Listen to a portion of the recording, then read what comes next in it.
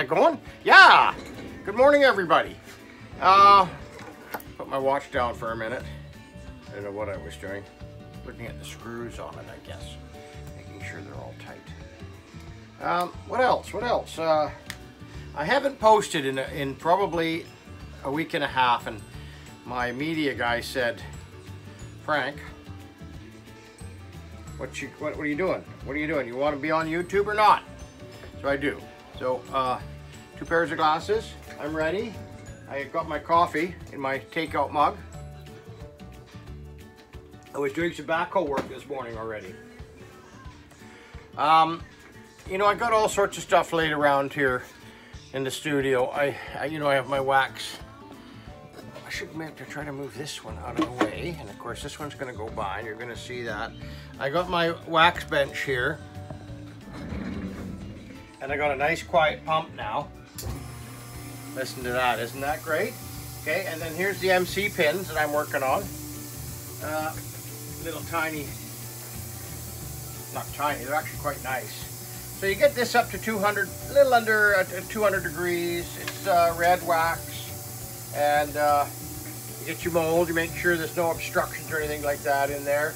And you know, I've already got this all dialed in. It's about 15, 16, 17 pounds, right? Put your mold clamp there, real nice and easy, and then push and hold it for a few seconds. These small things, maybe 5 seconds, okay?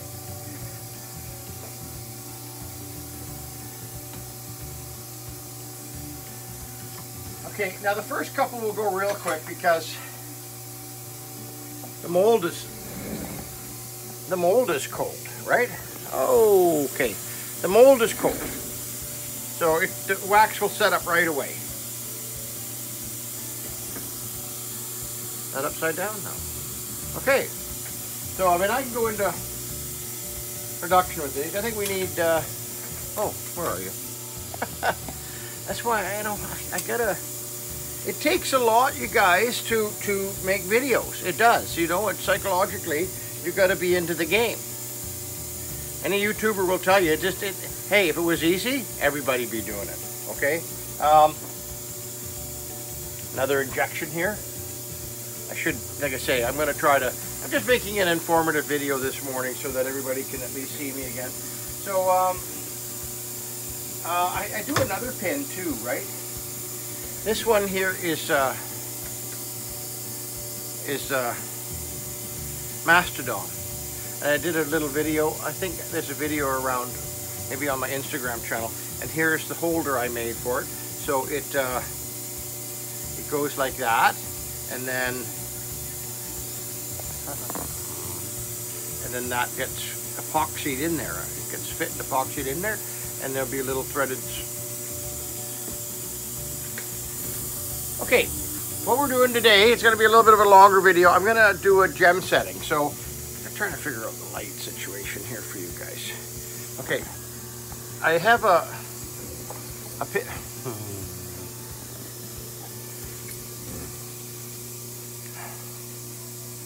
pin I'm working on. No, sorry, not a pin, a pendant.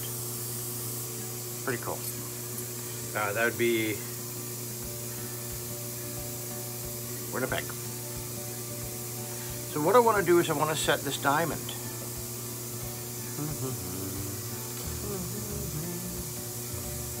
I might have to turn the light off and put the light out of the way. Oh, you know what? Maybe I could have the light on up here. Out of the way. Is that just, you still see me? There we go.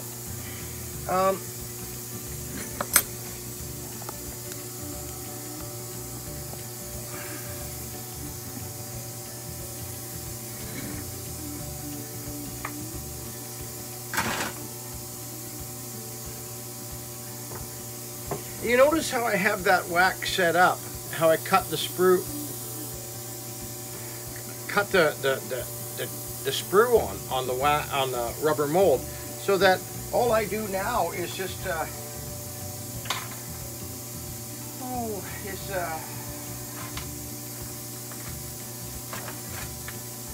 the weirdest thing.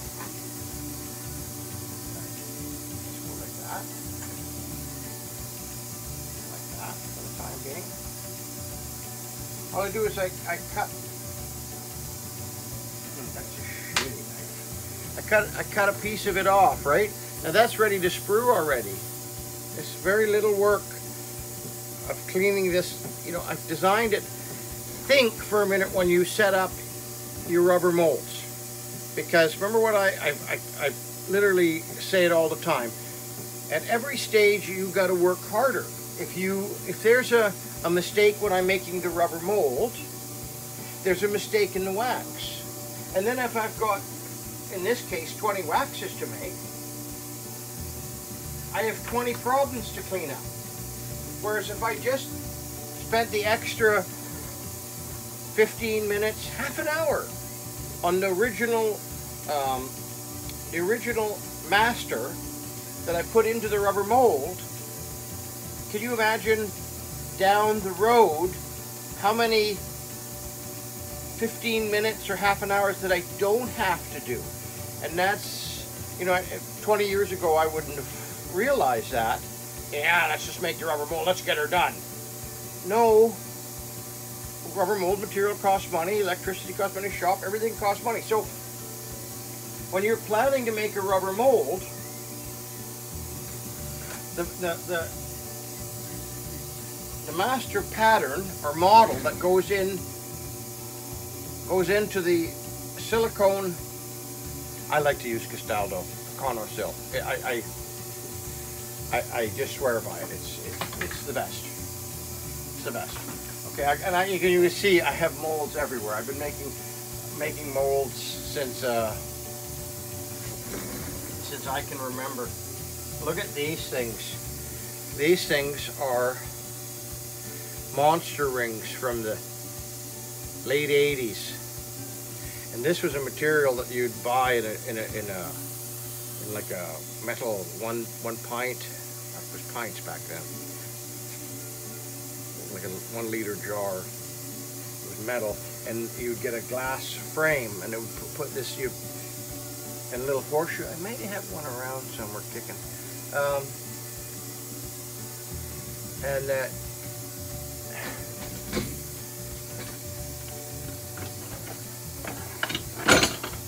Nothing ever gets thrown away. You'd put the pattern, you'd solder on a sprue to the pattern, and then you'd put the liquid in there.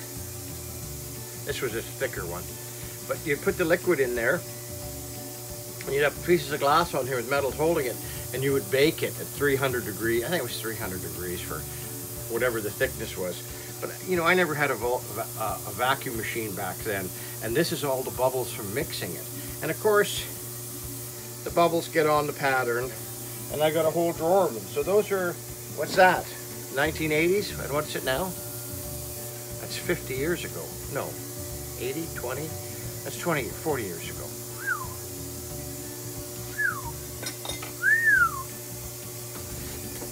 You know what? This video might be just long enough on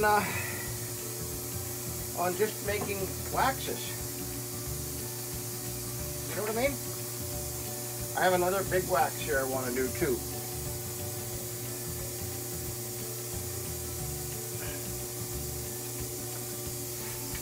Anybody see? You guys see my Zippo lighter? My Zippo lighter mold?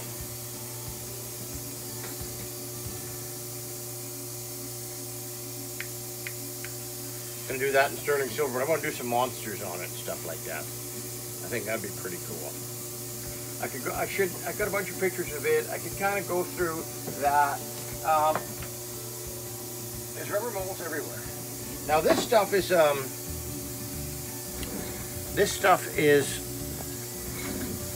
oh my goodness, this is,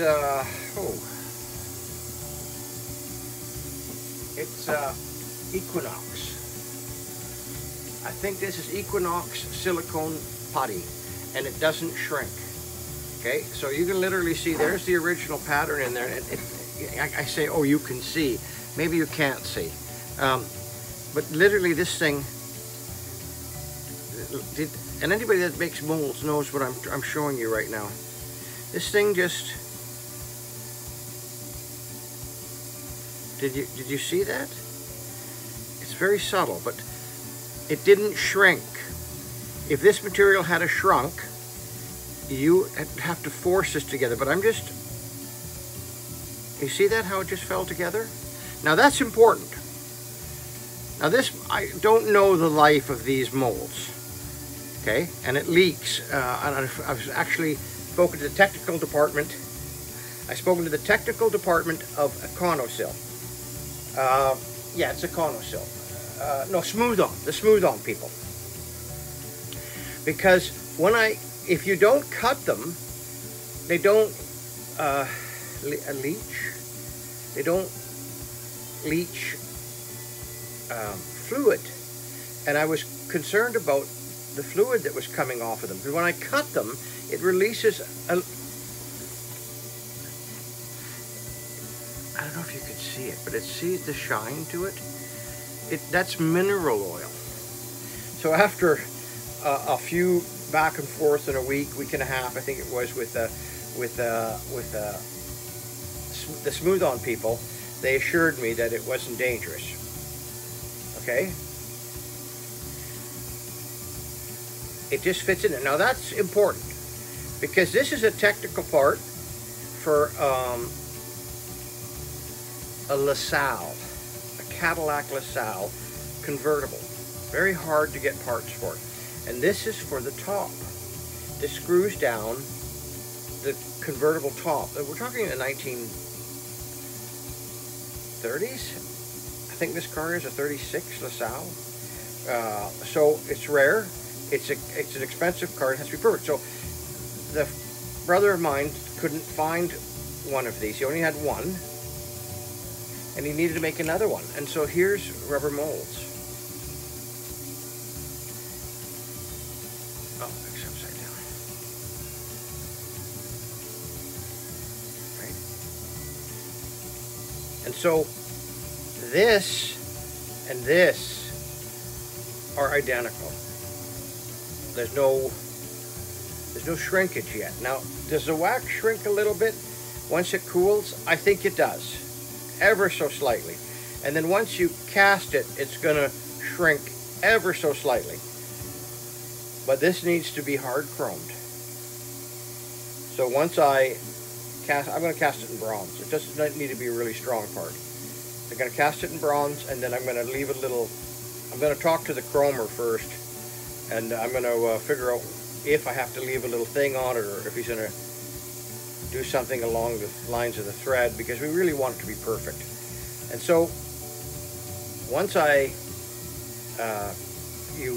believe the plating is copper,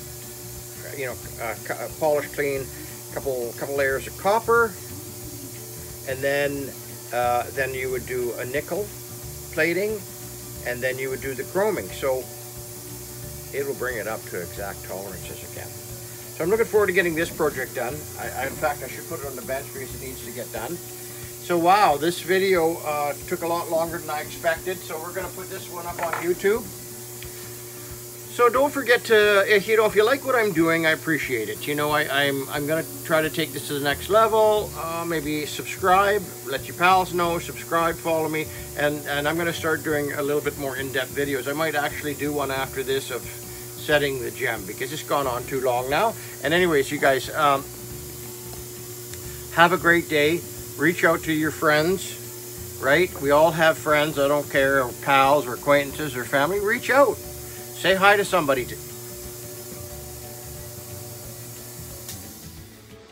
Say hi to somebody today. I'm sure they'll appreciate it. All right.